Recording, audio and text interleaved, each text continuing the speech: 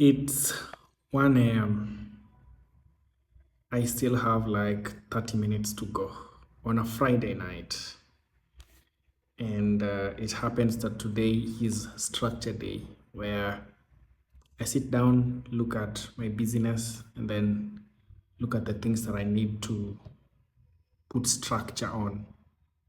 And so since we have been hiring lately, I have been working on a system around hiring process.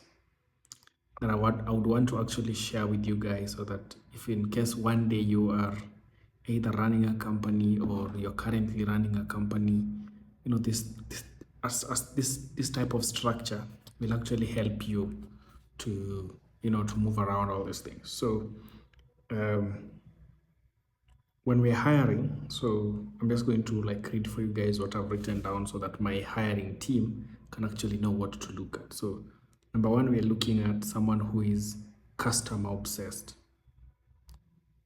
because whether they're a developer, whether they are a social media marketer, or whether they're which type of person we're trying to hire, we must look at their customer obsession, because right now AI can do everything.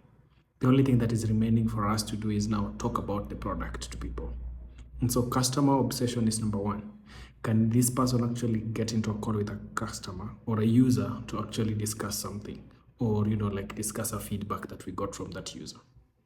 And then number two is craft. Do they know their domain deeply? Are they people who, if you put in front of a computer, then they can actually deliver on what it's supposed to be delivered? Or do they know their craft so well that they don't have to be pushed around just to make sure that they do what they're supposed to do?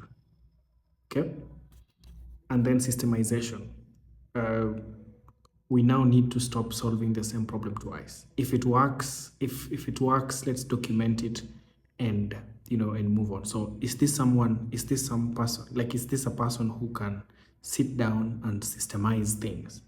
Can he write down so that the next time, or even if again someone else comes in, documentation, someone else comes in, we don't have to go into teaching them about 1 2 3 4 5, and yet they can actually be just reading a system, or just like reading a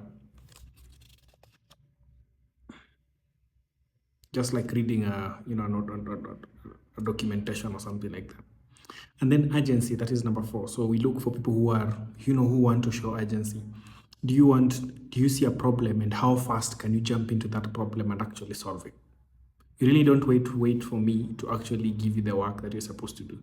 Can you just in your mind come up with something and then do it, that you think is going to make sure that we are going to move on to the next stage? And then ownership. Can you follow through? Are you someone who can take ownership of something? Can you take ownership of a problem? Can you take ownership of of basically anything when it comes to being put in that space of having responsibilities?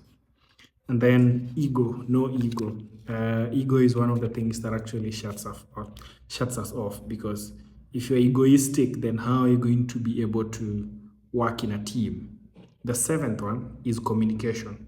Communication is key, because how are you going to be able to work in a team? How are you going to be able to report back to the person you're supposed to report to?